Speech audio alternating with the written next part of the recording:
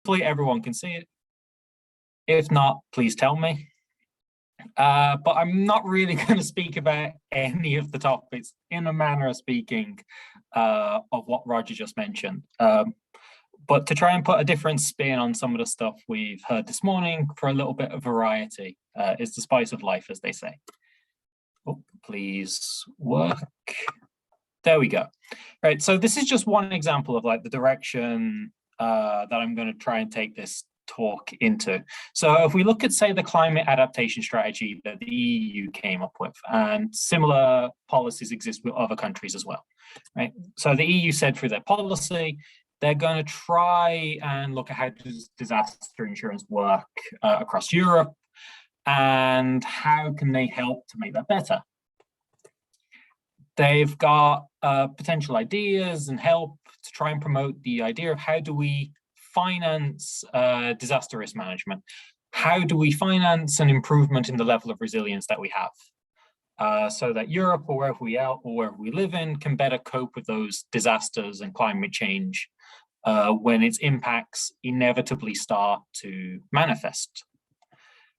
And that comes back down to coming up with how do we get climate resilient investment in how do we design infrastructure, as we've heard this morning or this afternoon, depending on time zones. How do people adapt their own property? How do you design a city? Various different ways that you can do it. And I think, as Roger mentioned in his keynote this morning, one of the things that we can also use to look at is this idea of nature-based solutions. How can we use the whole range of benefits that nature provides us as a way of becoming better adapted to these impacts? And part of that idea is you can look at it in many different ways, right? We've all probably seen the valuation studies where we go out and say, okay, how much do you value these mangroves because they are able to provide a storm buffer or a buffer against the coastal storms? But that's only one aspect of how nature as sort of a value can be looked at. So to link it in with the idea of insurance is there's this idea of the nature value, the insurance value of nature. And it can be, so a couple of people have argued that how you look at this insurance value of nature could be something that you can use to justify investing in restoration activities, investing in conservation activities in order to help protect what benefits we currently get from nature. And by having this argument, you can end up coming up with a much more climate resilient system as you can. But I feel like the concept is a bit muddy. It can get a bit confused if we look at sort of how it's kind of evolved a bit over time in sort of my impression of what's gone on here. So I might be a bit more cynical in aspects of it. So the first conceptualization of this that I think where it started from is basically from our friends over in the ecology departments of the universities around the world. It's that, well, if you've got a well-functioning ecosystem, it's got a lot of ecologically and then later on anthropocentrically valuable ecosystem services and functions. And if you've got a more biodiverse ecosystem, if that ecosystem is much more happily functioning, you've got a lot more inbuilt redundancy, shall we say, then that means it becomes much more robust against negative environmental impacts. You know, you've got more options of how nature can just cope with those negative impacts. Say if a storm comes, blows off an entire species population to somewhere else, you know, the remaining animals can shift around where their food webs are and help still to support that population. And then these two things kind of form a interwebby cycle where one kind of leads to the other because it's got that sort of inbuilt redundancy into the system. And so from this, we got that first, well, this is kind of an insurance value in a way, if you look at it, because we're saying, well, we kind of have a bit more, we put aside a bit more resources than we kind of need in order so that when something bad happens, the shift in, we can prevent too big of a shift in welfare. we can keep going with what we've got. It's the same idea with how we all kind of argue that you use insurance from your microeconomic perspective. You've got it so that you can hopefully prevent huge catastrophic losses to your welfare or to your finances by replacing it with maybe, a much more predictable and smaller amount of money that you can lose over time in terms of your insurance premium. And so from that, I'd say that's when we can start to see, well, if we can take this metaphoric version of what does it mean to have this insurance value, then we can go, well, if we look at, say, what we've got from the DASGupta report recently, and a year or so now ago, I guess, and we take that kind of approach a bit more literally, where we go, well, if we've got this anthropocentric perspective, we can say, well, we get ecosystem services from a stock of natural capital.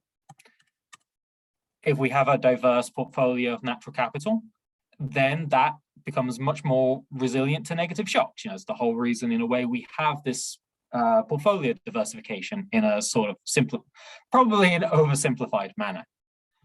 And once again, these two things can interact with each other, and then we can start to get a more monetized version of what we can mean by this insurance value of nature.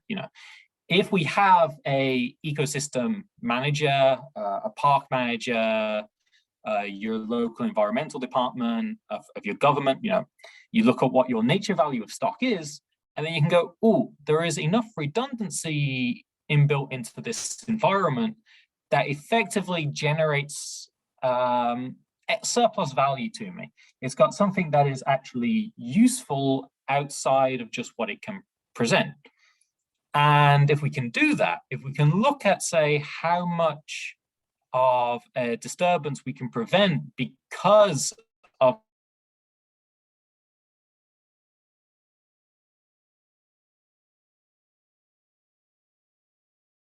this drive to get nature-based solutions up and running at a larger scale, because governments don't have the necessary money to do so. I think it was the World Bank that said, a lot of this climate adaptation money needs to come from the private sector, not just government pockets. But then I've seen Swiss Re insure the reconstruction, the maintenance of coral reefs, I think it is, along coast of Mexico, so that after a disaster, they can get back on the mangroves can be, not the mangroves, sorry, the coral reefs can get recovered quicker. But then why would this insurance value of nature be attractive to a private investor by itself? Like, when you invest in nature to protect a community, you can't, it's a public good. You struggle to get that benefit coming back to you. And so I'd question what the actual value of this concept is outside of governmental circles.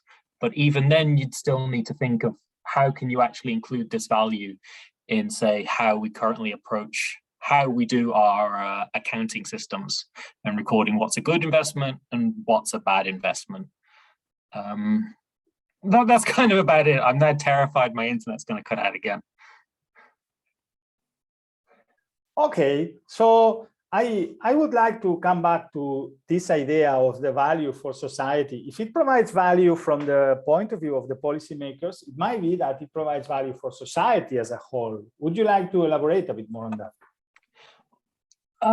Well, yeah, because part of the way I'd see this, right, if you look at how you can already justify, say, an investment in nature as a risk reduction measure.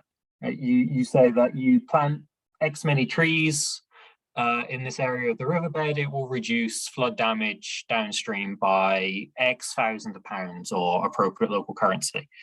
Right? Then that gives you one tangible benefit.